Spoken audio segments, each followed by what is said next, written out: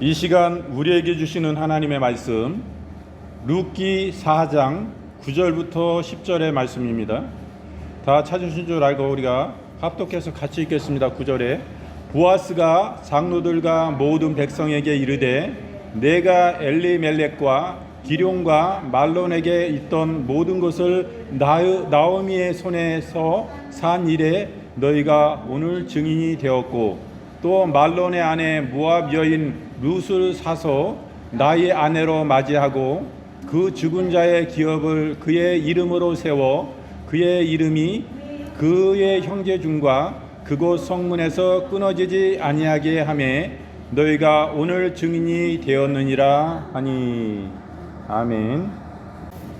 지금 읽으신 룻기 4장 9절부터 10절의 말씀을 본문으로 정확하고 분명한 사람이라는 제목으로 이 시간 함께 은혜를 나누겠습니다. 오늘 말씀 보니까 첫째로는 율법을 준수에 힘쓴 보아스를 우리가 보게 됩니다. 그리고 둘째로는 율법 정신에 충실한 보아스를 보게 됩니다. 셋째로는 모든 사람을 두루 유익하게 하려는 보아스의 모습을 우리가 이 말씀을 통해서 보게 됩니다. 그 율법의 준수에 힘을 쓰는데 법을 어기고 섣불리 행동하지 않습니다. 보아스는 기업 물을 자가되어 주기를 간청하며 자기 침소에 들어온 룻에게 기필코 자기가 고엘 역할을 하겠노라고 약속은 했지만은 그녀와 동침하지는 않습니다. 그리고 사람들로부터 오해를 사지 않기 위하여 새벽녘 어두울 때에 룻을 몰래 돌려보내어 주었습니다.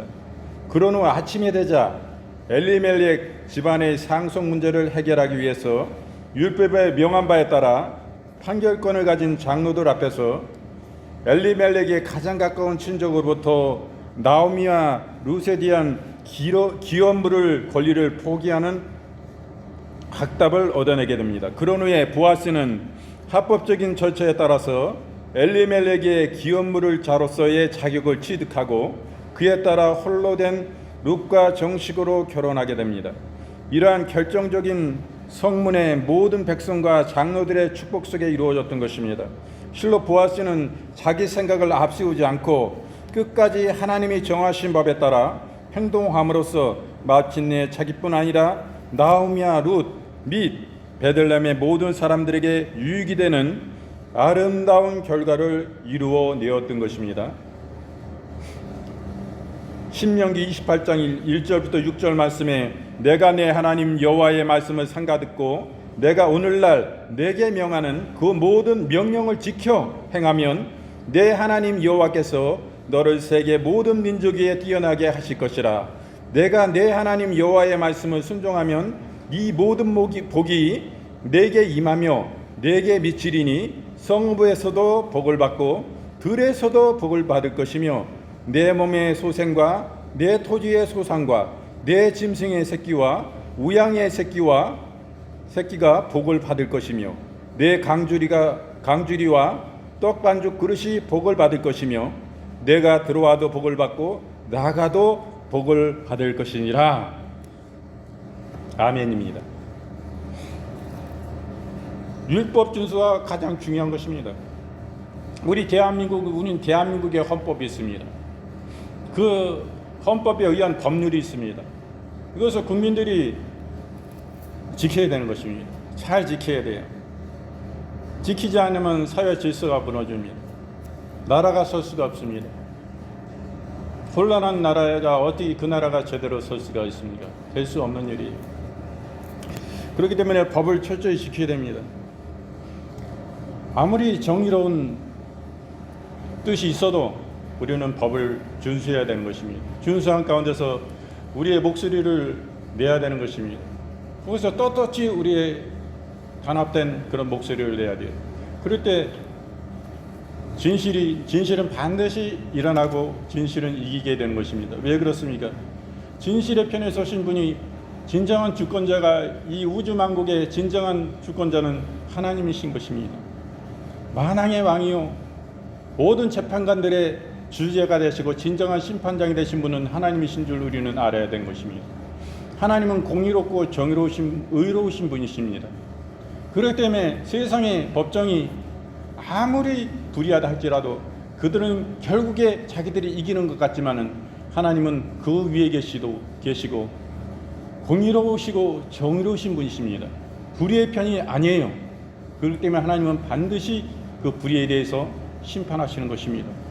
그렇기 때문에 하나님께 모든 것을 맡겨야 하지 우리의 힘으로 현재 헌법 아래 법률을 침범해서는 안 됩니다. 그 말씀이에요. 지금 말씀이 하나님의 율법을 준수하라 이렇게 준수에 심슨 이 사람을 보게 되는데 법을 어기지 말고 섣불리 행동하지 않는 것을 말씀해 주시는 것입니다. 이번에 그 대통령이 탄핵 소추가 돼가지고 정무 정지가 되어 있습니다. 그러나 대통령이 직무가 정지되어 있는 것이지 국가 원수의 수반죄에서 지금 재판을 받아가지고 해임된 것이 아닙니다. 현직 대통령이에요. 우리나라 최초의 참 이 건국 이래 대한민국 건국 이래 이 대통령 현직 대통령이 이렇게 구금되어 있는 것은 처음인 것입니다. 이런 가운데서 현직 대통령을 끌어내린다는 것은 체포한다는 것은 어마어마하고도 엄청난 일인 것입니다. 적법을 철저히 따르고 그 과정도 중요한 것이에요. 어떤 결과를 내기 위해서 모든 것을 그 결과로 만들어 놓고 거기에다 대통령을 짜 맞추면 안 되는 것입니다. 어떤 그건 프레임이라고 그래요. 뼈대를 만들어 놓고 거기다가 구속해 버리는 거예요. 그것은 잘못된 것입니다. 얼마나 잘못된 것입니까? 공수처는 대통령을 수사할 권한이 없습니다. 대통령은 현직에 계실 때에 형사소추를 받지 아니합니다. 그럼에도 불구하고 이런 내란으로 보이고 있는데 그 내란이 공수처는 수사 권한이 없어요. 불법이에요. 그 사람들은 특수부대를 동원해가지고 특수경찰을 동원해서 대통령을 끌어내려고 두 차례나 시도하고 이루 말할 수 없는 구속영장을 청구해서 이런 국민적인 배척을 받고 있습니다. 국민들이 그것을 받아들일 수가 없어요. 누구를 지지하나 안 지지하나 받아들일 수 있는 입장이 돼야 되는 것입니다. 승복할 수 있는 입장이 돼야 되는 거예요. 그런 법률을 잘 절차를 밟아서 행해야 되는 것입니다.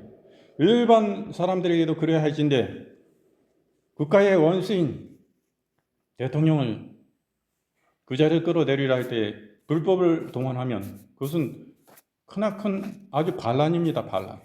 특수경찰들을 동원해서 이런 것은 반란이에요. 오히려 반란죄를 어떻게 다스리겠다는 사람들이 오히려 반란죄를 짓고 있습니다. 심각한 오류가 있는데 이런 불법에 자기들하고 친한 사람들 인맥을 동원해가지고 그쪽 법원에다가 구속영장을 신청하고 거기서 그 판사가 구속영장을 또 내줬어요. 공수처가 수사권이 없는데 형사 체포영장을 발부하는데 수색영장을 발부하는데 형사영장인 것입니다. 그것을 발부하는데 형사법을 배척해버리고 판사가 불법하게 영장을 발부했습니다. 그것은 불법한 거예요. 처음에 수사권이 없는 공수처가 영장을 신청해 그 자체가 불법이고 수사는 그 자체도 불법이고 그것을 신청했는데 그것을 신청을 받아준 판사나 법원도 불법을 행한 것입니다. 이 판사가 법원이 법을 위반하면 이것이 되겠습니까? 이게 받아들일 수가 있습니까? 이 절차 과정이 이 충격파가 엄청나게 큰 것인데도 불구하고 나라가 어찌 되겠습니까, 여러분? 여기에 대해서 이번에 서부지법을 침범에 들어가서 이런 불이한 영장에 대해서 대통령을 어떻게 구속영장을 내렸습니까? 두 번째 영장을 서부지법에서 대통령이 증거인멸의 사유로 인해서 간단하게 증거인멸 우려 해가지고 구속을 하겠다는 것입니다. 우리는 불체포의 구속 원칙에 의해 가지고 불체포 원칙입니다. 거기서 누구나 방어권을 행사하고 재판을 받을 수 있는 권리를 주는 거예요. 아직 재판이 내려지지 않기 때문에 죄인이 아닙니다. 누구나. 자유로운 가운데서 방어권을 행사할 수 있고 준비할 수 있고 변론을 준비할 수 있게 이렇게 해가지고 하는 것입니다. 대통령이 뭐 지금 그 관계됐던 사람들이 군인들이고 장성들이고 다 체포되어 가지고 지금 다 구금돼 있는데 뭐 증거인멸을 더 할 것도 없습니다. 대통령 도주 우려도 없습니다. 그분이 어디에서 도주해 가지고 세계 어디 가서 있어도 얼굴이 다 달려 있는데 그분이 어디 가서 도주해서 할 수 있겠어요? 이런 가운데 형편없이 그거에 대해서도 부연 설명이 있어야 돼. 왜 이분이 증거인멸의 우려가 있는지, 영장 판사가 왜 그래서 이분을 구금에 두고 이렇게 구치소에 둬야 되는지 거기에 대한 상세한 설명도 없이 너무나 이것은 예의가 없는 거예요. 국민들이 주권자인데 국민들에 대한 예의가 없는 거예요. 국민들이 그걸 받아들일 수 있냐 이거요. 광장에 수십만 명이 모여가지고 거기에 대해서 잘못됐다고 이야기하고 있는데, 그리고 그 집회가 맞춰지고 다 돌아가고 일부 1,500명 정도 남은 청년들과 그런 사람들이 그 집행부에 그 이끄는 사람들의 말을 듣지도 아니하고 자기들이 개인 행동인데도 불구하고, 그래서 그 사람들이 시범에서 이런 막 파손하고 그랬지 않습니까? 이런 것도 그래요. 그 사람들이 왜 여기에 대해서 승복할 수 없게끔 이렇게 무리수를 두느냐? 법이 최후의 보류인 이런 공권력이, 공수처와 법원이, 영장 판사가 이렇게 어떻게 법을 국민보다 더 모르냐? 처음에 공수처가 불법 수사권이었기 때문에 그 영장 자체 청구 자체도 불법이고 그것을 돌려보냈어요. 그 영장은 그래야 되는 거예요. 그것을 받아들여 가지고 거기다 영장을 발부를 합니까? 그 판사도 불법이요. 그 법원이 또 여기에 대해서 의의를 신청했는데 뭐 법원이 그것을 대통령 변호인단에서 신청을 기각시켜 버렸어요. 영장 발부가 타당하다고 그랬어요. 그 법원이 불법을 저지른 것입니다. 서부지법이. 이번에 그래서 중앙지법에서 지금 공수처가 뭐 수사를 없으니까 검찰에 넘겼어요. 이제는 검찰이 중앙지법에, 이제는 서부지법에 중앙지법에 정식적으로 절차를 밟아서 거기서 영장을 신청했습니다. 구속영장을 연장 신청을 했어요. 근데 법원이 기각을 했습니다. 첫 번째 신청이 검찰의 신청을. 그래서 두 번째 또 신청했어요. 재신청을 4시간 만에 그것이 기각이 돼 버리니까 다시 재신청을 했어요. 근데 또 불허가가 났습니다. 또 기각이 됐어요. 이것이 맞는 것입니다. 검찰은 수사권이 없는데 대통령을 왜 더 구속을 시키려고 합니까? 검찰도 수사권이 없어요. 경찰이 수사권이 있고 대통령을 기소할 수 있는 거라는 검찰이 가지고 있는 것입니다.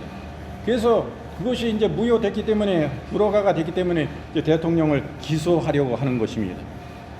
기소하는 것은 이제 법원에 공소를 제기한 거예요. 이제 재판하겠다 이거예요.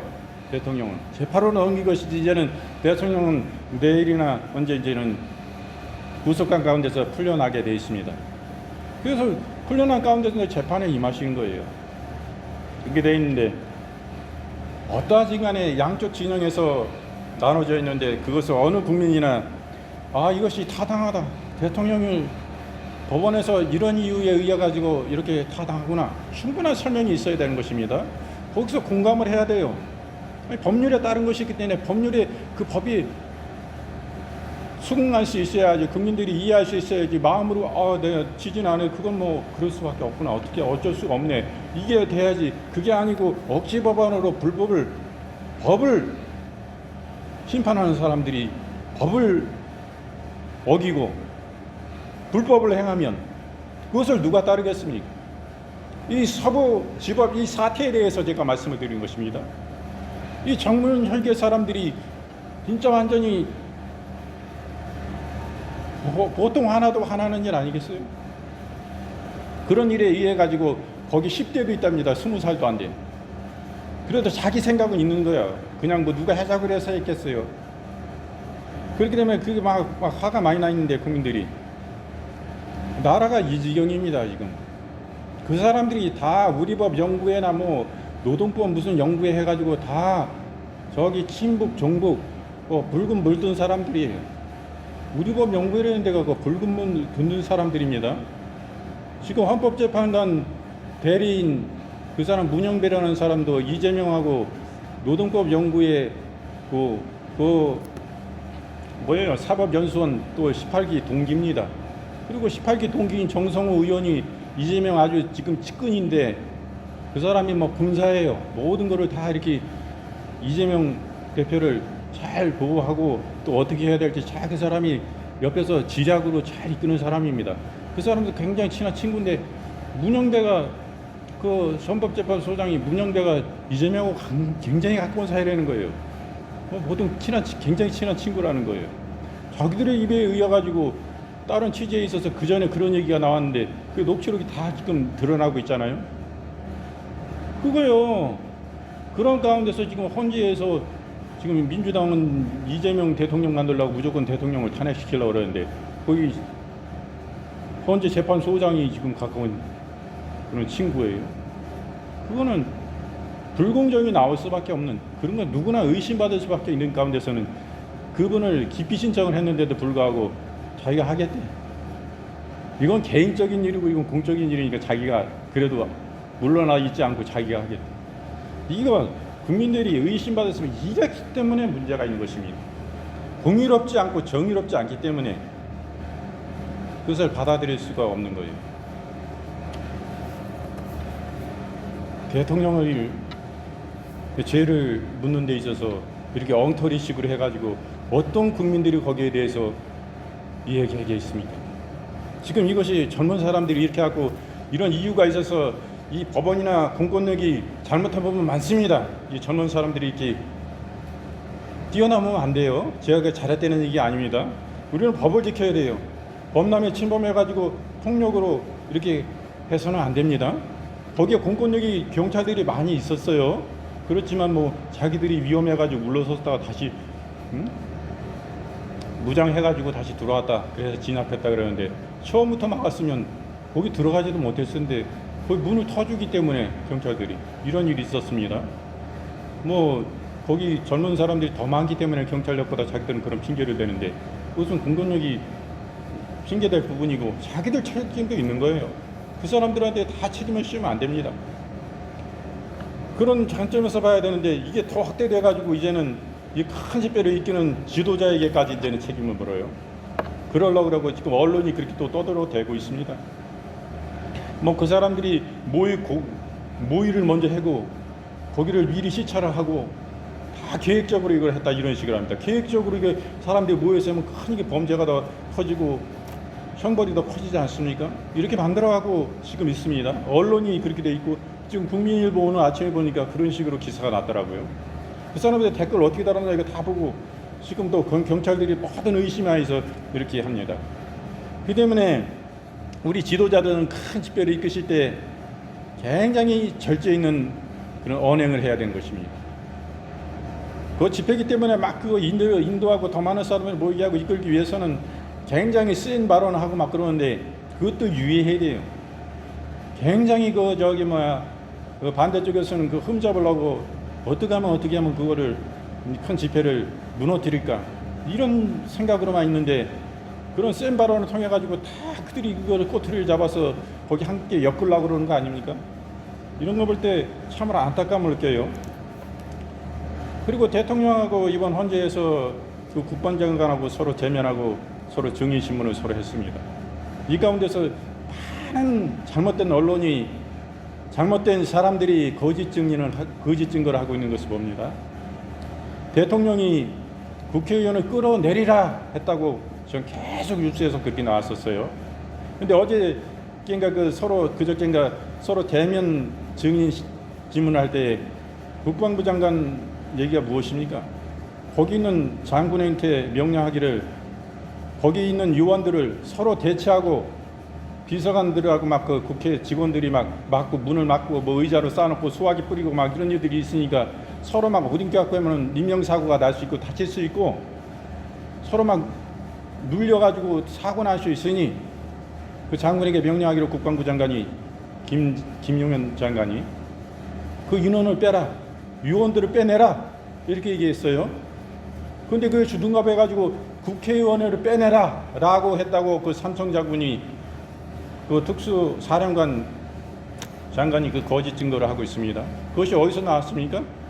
먼저는 그가 경찰에 수사받기 전에 그 민주당 유튜브 채널에 나와서 김병주 국회의원 그분이 사성장군인데 그 사람하고 또 한 사람하고 그 국회의원이 민주당 국회의원이 있는데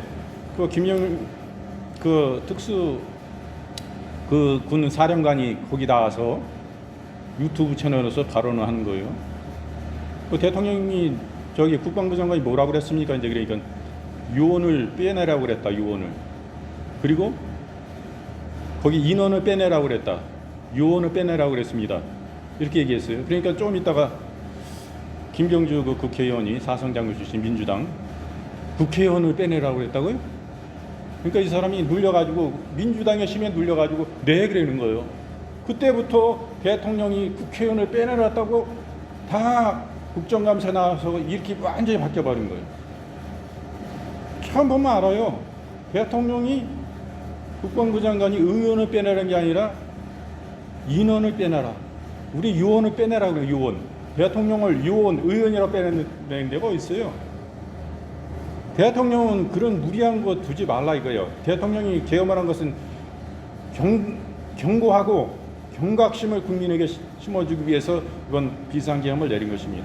저도 그런 자료를 보기 전에는 대통령하고 김용현 장관하고 지금 헌재에서 서로 대제 신문을 하고 이렇게 하는데 서로 짜맞추기인가? 의심이 우선 저도 나쁜 생각 좀 해도 의심으로 보이더라고. 유언을 빼내렸다고? 이거는 의원을 빼내는 건데 서로 이렇게 말 맞추게 하는 거구나. 이런 생각이 의심이 저도 오더라고. 근데 나중에 또 이런 여러 방송에서 보니까 그 사람이 그 민주당 유튜브 방송에 가가지고 그 사령관이 국방부 장관이 인원을 빼내라, 유언을 빼내라고 그랬습니다. 그러는 거예요. 거기서 그 다음에 그 김병주 민주당 국회의원이 국회의원을 빼내렸다고요? 그랬죠? 네, 그러는 거예요. 그 민주당의 힘에 눌려가지고 삼성 장군이 거기 가가지고 민주당 개인 유튜브 방송과 같은 건데 거기 가가지고 이 이중한 계엄 사건을 해가지고 만시지탄이 돼 있는 상황인데 온 언론이 떠들고 거기 가서 그러고 있습니까? 뭔가 힘에 눌렸거나 거기서 나도 이런 위기 가운데 민주당한테 잘 보여서 나도 민주당 국회의원 하나 해먹어야 돼. 그런 사람들이 한둘이요? 지금? 그런 식으로 갖지 않았나 그런 생각이 들 정도예요. 그렇기 때문에 정확하고 분명한 사람이 되어야 됩니다. 율법을 준수하는 사람이 되어야 돼요. 불의와 타협하는 사람이 되면 안 됩니다. 반드시 진리는 드러나는 거예요. 우리가 무엇을 감추고 가릴 게 있다고 생각하죠. 이 땅에서 그 위에 진정한 심판장 되신 하나님이 위에 계시고 진정한 주권자가 되신 하나님이 다 보고 계시다는 거 알아야 돼요. 그분에게 걸리면 가장 두렵고 무서운 것입니다. 이 때문에 우리가 이 시대를 잘 분별해야 돼요. 그래서 그 지금 광장에서 큰 집회를 이끄는 분이 무리한 발언들을 했었잖아요. 뭐 하나님 꼼짝마 이런 식으로 막 그랬었어요. 물론 그런 많은 사람들이 대중이 모이게 되고 거기를 이끄는 지도자가 되면 그런 발언을 실수를 할 수 있을 거라고 생각합니다.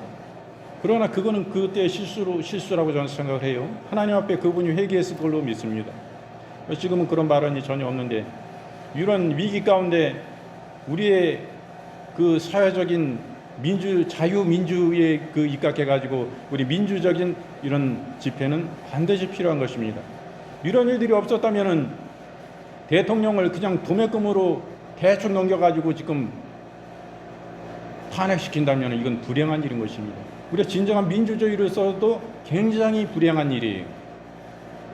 모든 것이 가정이 투명하고 공공정대해야 되는 거예요. 분명정대해. 그래서 누구를 안 죽은 의사가요. 또 히로부미를 암살했지 않습니까? 하얼빈에서. 그랬을 때 그 일본 수사들이 그 사람 체포해 가가지고 얼마나 공명정대하게 그 사람을 대우하고 얼마나 굉장히 격식을 갖춰가지고 안 죽은 의사를 수사하고 조사하고 다 그랬는지 몰라요. 왜냐하면 자기네 엄청난 높은 사람을 시해한 사람이기 때문에 그렇게 조사한 거예요. 우리나라 대통령을 조사하는데 그 과정들이 투명하고 이해되지 않는 부분들로서 불법하게 대충 얼렁뚱땅 넘어간다면 안 되는 거예요. 나는 이 세력들이 자기들이 이제는 모든 것을 다 쥐어줬다, 이 나라를. 민주노총이 통해가지고 북한하고 전원문을 통신을 갖는 이런 간첩 세력이 완전히 이 나라를 삼켰다. 정교조는 어린 아이들의 백지와 같은 그 심성 가운데 붉은 물 들여서 잘못된 가치관을 심고 이들이 자라나가지고 이제는 완전히 자기들이 이 나라에 대해서 이제 쥐고 흔들어도 될 시대가 왔다라고 생각한 것 같아요. 이럴 때 우리는 정신을 차려야 됩니다. 우리 자유민주주의를 누가 어떻게 세웠어요? 바로 여러분들이 세우신 거예요. 장로님 계시고 우리 집사님들 계신데 보통 이 나라를 이렇게까지 오기까지 잘 사는 세계 6대 경제 대국으로 6대 군사 대국으로 이렇게 오기까지는 여러분들의 희생에 의해서 여러분들의 땀에 의해서 위아래 보러 온 것입니다. 그리고 이 나라 부국강병을 위해서 여러분들의 피와 땀이 서려서 이 나라를 세운 거예요. 자유민주주의가 그냥 이루어졌습니까? 여기를 북한식으로 중국식으로 공산주의화 돼버리면 이 나라 어떻게 되겠어요? 손 들고 일어나야 돼요. 지금 저 언론 잘못됐다고 얘기해야 됩니다. 그렇지 않으면 이 나라 뺏겨서 공산화되고 붉은 물 들어서 자유가 없고 여러분 개인의 자유가 없어 여러분의 통신도 비밀도 모든 걸 다 검열하고 보는 세상, 카톡을 검열하는 지금 여론조사도 자기네게 불러야게 나면 여론조사도 들여다보겠다 이거예요. 검열해서 이게 공산주의고 아주 유신 안 좋게 보면 그땐 경제성장이 있었지만 완전히 통제하겠다는 독재잖아요. 두권식 통제로 가겠다는 거예요. 이게 우리가 정신을 차려야 되는데 그런데 우리가 이런 가운데 있다 할지라도 법을 어기고 섣불리 행동하면 안 됩니다.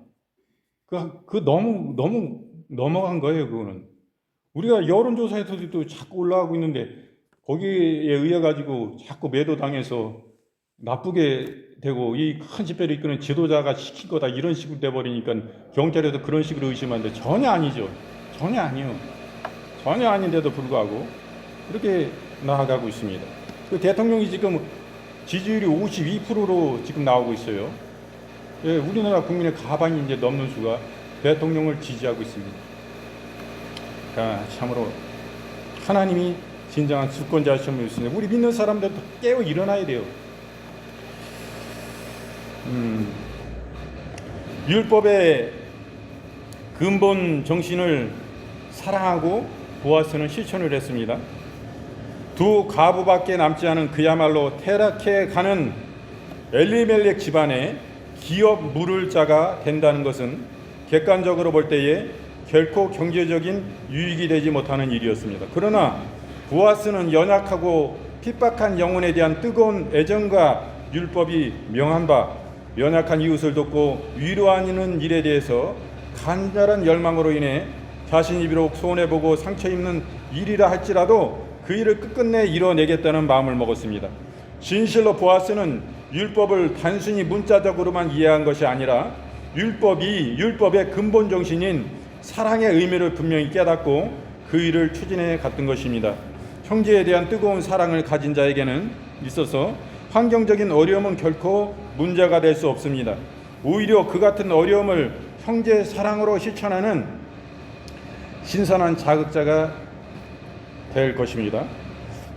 이 보아스는 율법의 정신에 둘째로 충실합니다. 약자를 보호하려는 긍휼의 정신을 소유하고 있어요. 보아스가 엘리멜렉 집안의 기업 물을 자가 되고자 한 것은 인간적인 계산 아래 이루어진 것은 결코 아니었습니다. 그 근본 동기는 바로 홀로 되어 의지할 것이 없는 두 가부 룻과 나오미에 대한 측은지심에서 비롯되었던 것입니다. 실로 보아스는 두 가부를 책임질 때 발생하는 그 어떤 경제적인 손해나 또 다른 정신적인 피해를 계산치 않았습니다. 오직 약한 자를 불쌍히 여기며 그를 돕고 보호하려는 긍휼의 정신을 가지고 기업 물을 자 되기를 자원하였던 것입니다. 적어도 그리스도의 긍휼하심을 덧입은 구원 얻은 성도라면은 주위의 불쌍한 이웃을 보고 수수방관해서는 안 될 것입니다.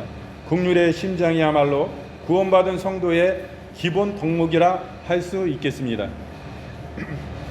우리 유튜브 채널에 우리가 운영하고 있는데 사모님 전화번호가 올라가 있죠. 그래서 사모님 전화번호로 문자가 온 적이 있었어요. 삶이 굉장히 어렵습니다. 굉장히 너무 어렵습니다. 그러니까 도와달라는 얘기잖아요. 도와달라는 얘기인데 제가 돕지 못했어요. 우리도 코가 석단데 우리의 현실을 우리 교회도 보면은 우리가 이걸 교회를 교단에 기부를 했고 또 교단이 부동산에 내놨기 때문에 상황에서 또 제가 개인적으로 이 기회를 매매했지 않습니까? 교단으로부터. 그래가지고 저희도 뭐 넉넉한 다운돼서 한 게 아니라 대출을 받아서 이 기회를 매매로 인수한 거기 때문에 빚이 있어요. 그래서 다달에 나가는 대출 이자도 있고 그로 인해서 발생된 또 빚이 있습니다. 그로 인해 가지고 우리가 뭐 도와줄 수 있는 입장이 못 됐어요. 그게 굉장히 저는 마음에 지금도 남았어요. 지금 몇 달 전인데 굉장히 마음에 남아서 굉장히 안타까움을 느낍니다. 우리 교회가 좀 여유가 되고 저 개인적으로라도 여유가 되면 그냥 그것을 도와달라는 그 요청에 대해서 그냥 넘어갈 수는 없는데 그런 것을 느끼면서 참으로 주님 앞에 회개가 됩니다. 그런 것을 봅니다. 그래 로마서 5장 8절 말씀에 우리가 아직 죄인되었을 때에 그리스도께서 우리를 위하여 죽으심으로 하나님께서 우리에게 대한 자기의 사랑을 확증하셨느니라. 야고보서 1장 27절 말씀에 하나님 아버지 앞에서 정결하고 더러움이 없는 경건한 곧 고아와 가부를 그 환난 중에 돌아보고 또 자기를 지켜 새 속에 물들지 아니하는 이것이니라. 이렇게 말씀합니다.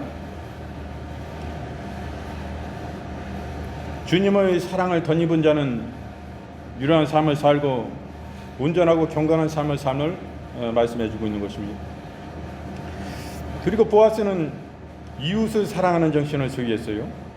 단순히 나오미와 룻을 불쌍히 여기고 측은히 여기는 차원에서만 기업 물을 자로 자처하지 않았습니다. 그는 분명 한 차원 높게 그들 영혼에 대한 깊은 사랑의 마음이 있었기 때문에 그 어려운 일을 선택할 수가 있었습니다. 실로 영혼에 대한 깊은 사랑은 모든 역경과 시련을 능히 이겨낼 수 있는 강력한 원동력인 것입니다. 요한일서 3장 16절 말씀에 그가 우리를 위하여 목숨을 버리셨으니 우리가 이로써 사랑을 알고 우리도 형제를 위하여 목숨을 버리는 것이 마땅하니라. 이렇게 말씀합니다. 참된 이웃사랑에 대한 말씀입니다. 그리고 더불어 살아가는 정신을 이 보아스는 소유했습니다. 당시 유력자였어요. 이 사람은요. 그 베들레헴 경내에서 많은 재산을 가진 실력자였습니다. 따라서 그는 경제적으로 쪼들리지 않고 안정되게 생활해 갈 수가 있었습니다. 그리고 구태여 불쌍하고 빈핍한 이웃에게 눈을 돌리지 않아도 큰 문제 없이 평안하게 살아갈 수도 있었습니다. 하지만 보아스는 자기 혼자만 잘 먹고 잘 살면 된다는 저급한 이기주의 삶을 포기했습니다. 그는 마음의 빗장을 열고 불쌍한 이웃을 받아들이며 이웃과 더불어 살아가고자 하는 넉넉한 마음을 소유했습니다. 서로 사랑하며 나누는 곳에 하나님의 은혜가 차고 넘칠 것입니다. 그리고 보아스는 실제로 모든 사람의 두루 유익하게 합니다. 그리고 자기 중심의 사고에서 이 사람은 탈피해요. 의지할 곳 없는 두 가부 나오미와 룻을 돌보고자 하는 것은 그 누가 봐도 훌륭한 아름다운 일입니다. 사실 당시 나오미와 룻에게 마땅한 재산이 없었고 따라서 그 두 가부는 보아스는 그 이 두 가부를 책임진다는 것은 곧 엄청난 부담을 안는 것이었습니다. 따라서 보아스는 모든 절차를 무시하고 룻과 결혼할 수도 있었을 것입니다. 하지만 그는 자기 위주의 생각에 얽매이지 않고 그는 엘리멜렉의 집안의 기업 물을 자가 되기 위해서 그리고 룻을 아내로 받아들이기 위해서 통과해야 할 절차와 법도를 결코 무시하지 않았던 것입니다. 보아스는 모든 사람을 두루 이롭게 하고 기쁘게 하는데 최선을 다함으로써 결국 온 성읍의 축복 속에 룻을 아내로 맞이할 수 있었습니다. 마태복음 16장 24절 말씀에 이에 예수께서 제자들에게 이르시되 아무든지 나를 따라오거든 자기를 부인하고 자기 십자가를 지고 나를 쫓을 것이니라.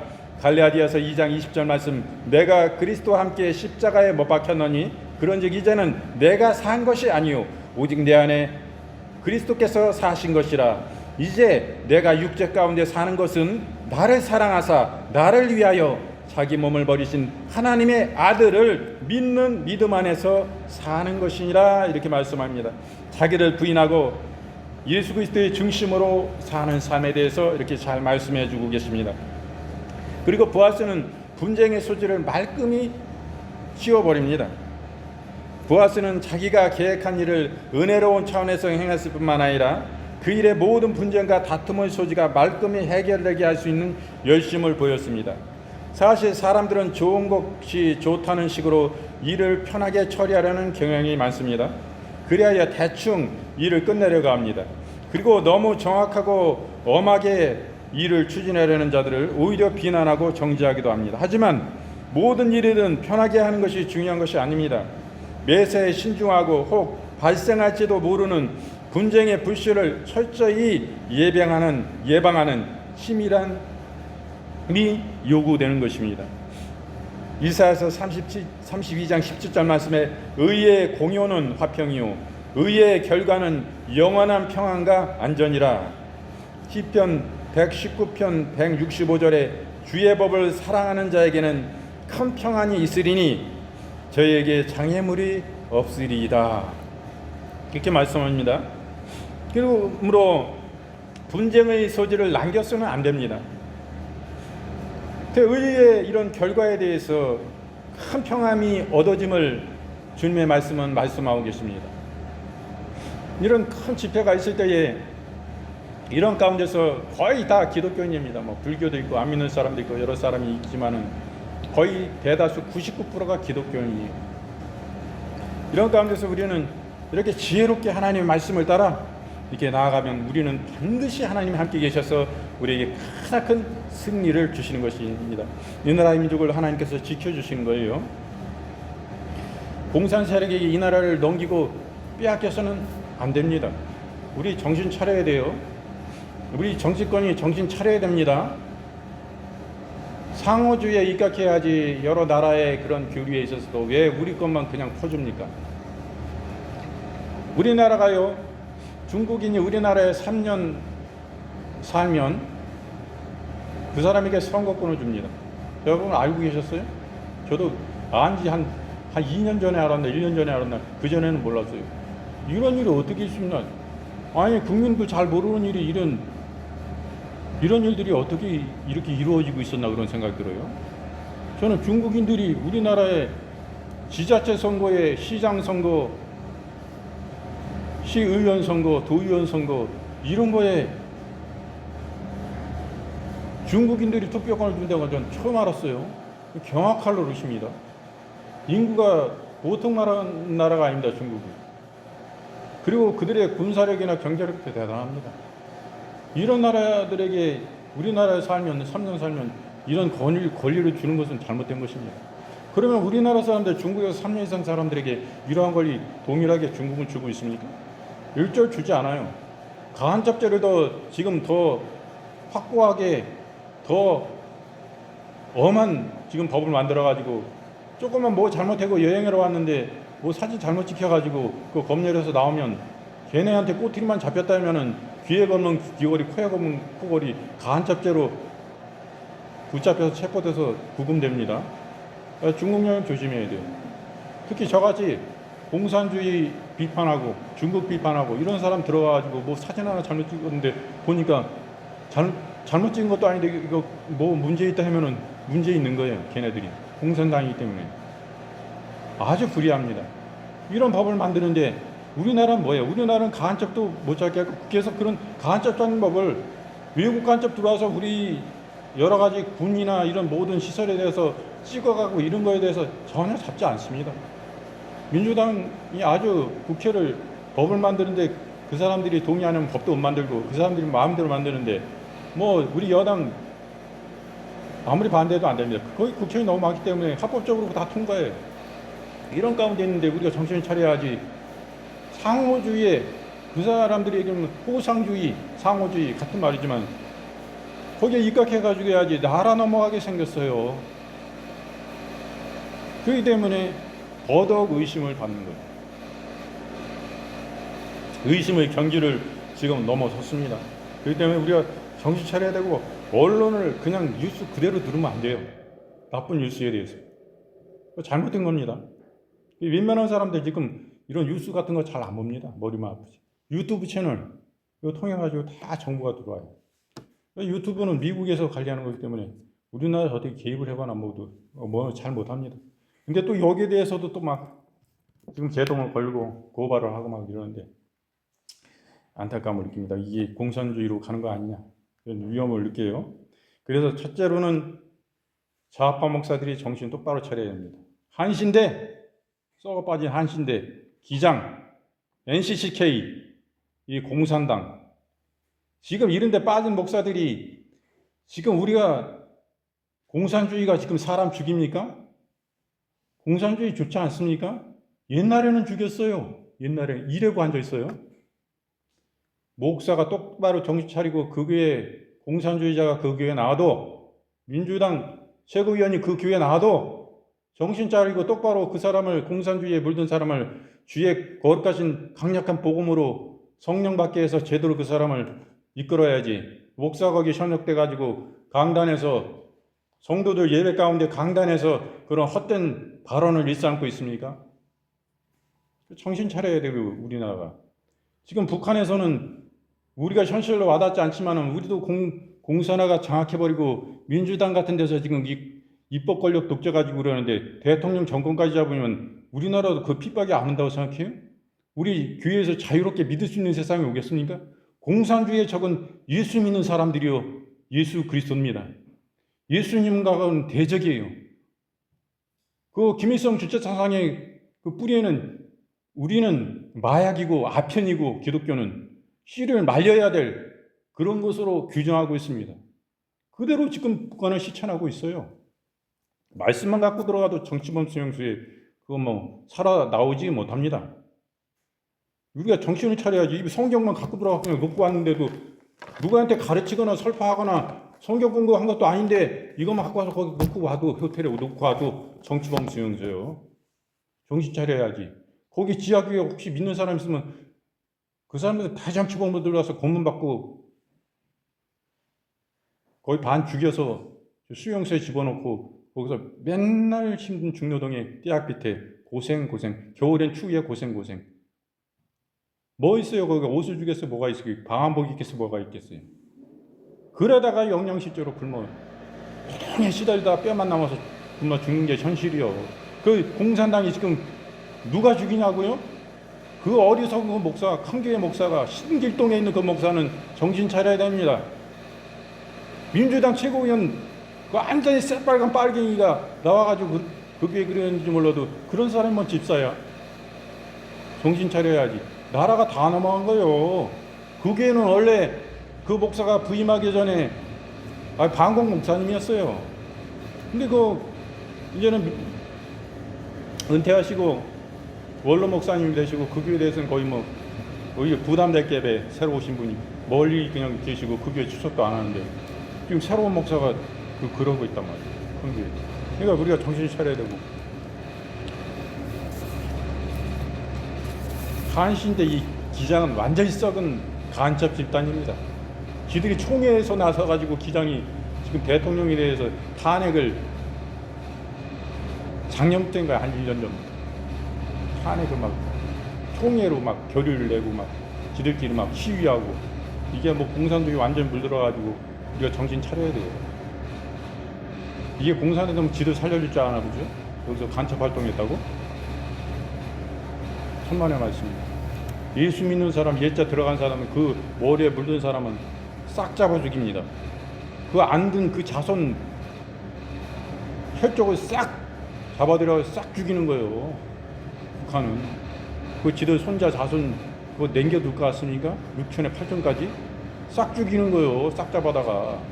공무원들만 죽입니까? 공무원 가족만 죽입니까? 경찰 가족만 죽입니까? 군인 가족만 죽입니까? 우리는 첫째요. 예수님 믿던 사람들은. 우리 정신 차려야 돼. 지금 나라가 이 지경이요.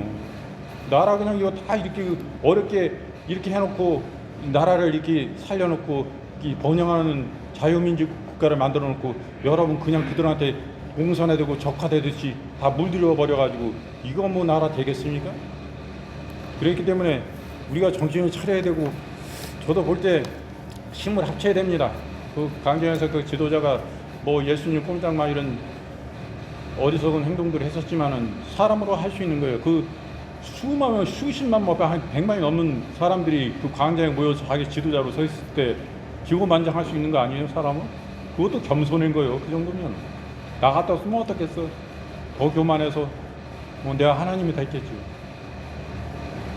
그리고 어리석은 사람들 막 하나님을 욕하는 사람들이 있는데 하나님이 벌 내리십니다. 어떤 사람은요, 그 하나님을 자기가 욕을 했대.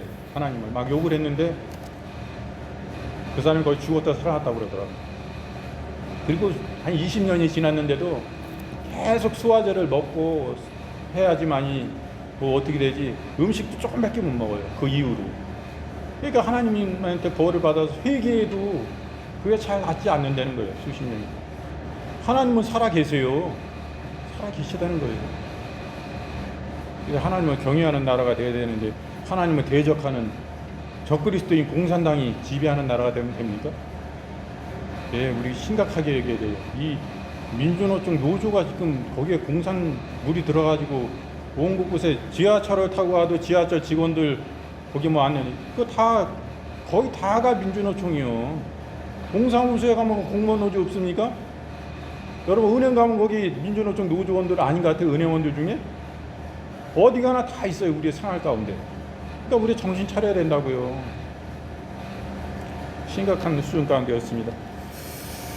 이 보아스는 이웃에게 기쁨이 될 수 있도록 일합니다. 보아스는 마침내 공식적으로 룻을 아내로 데려올 수 있는 권리를 획득했습니다. 그리고 온 성읍 사람들로부터 축복을 받기까지 했습니다. 그는 자신의 일을 바라보는 모든 사람들에게 기쁨과 흐뭇한 감동을 안겨 주었습니다. 이처럼 성도들은 무슨 일을 하든지 이웃에게 선한 영향력과 기쁨을 안겨줄 수 있는 그런 사람이 되어야 됩니다. 로마서 12장 10절 말씀에 형제를 사랑하여 서로 우애하고 존경하기를 서로 먼저 하며 이렇게 말씀합니다. 그러므로 이웃에게 기쁨이 될 수 있도록 일을 해야 되는 것입니다. 근데 이웃이 배은망덕한 배신을 계속 은혜 받은 그 은혜를 베풀면 베풀수록 더 배신하는 그런 사람인데 또 용서하고 또 용서하고 또 용서하고 그런 마음을 가지면 이 사람이 더 우습게 봅니다. 아, 우습게 봐. 그런 사람을 그냥 맨날 친하게 그냥 용서하는 마음을 가지면 안 돼요. 진짜 그 사람이 잘못했다고 용서해달라고 그럴 때 그것을 용서를 받아들이고 그 사람과 다시금 화해해서 친해질 수가 있는 것이지, 그것을 계속 이용하려는 나쁜 사람에게 계속 이용당하면 안 됩니다. 그건 악한 마귀예요.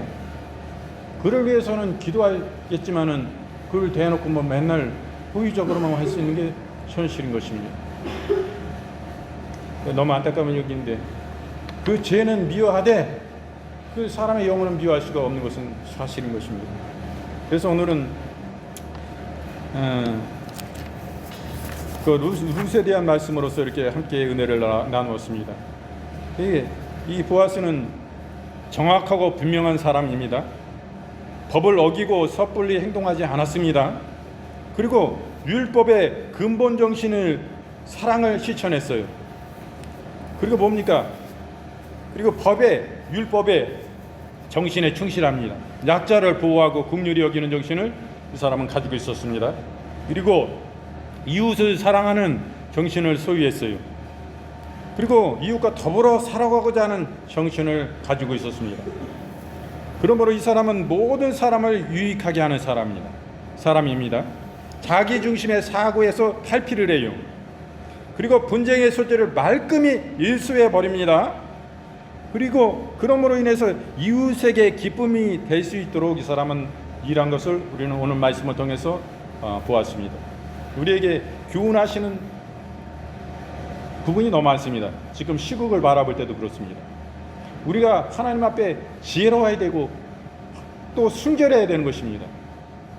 그것은 우리가 법을 철저히 지키면서 단합된 힘으로써 우리의 요구를 요구해야 되는 거예요. 이게 진정한 신이요 능력이고 강력입니다.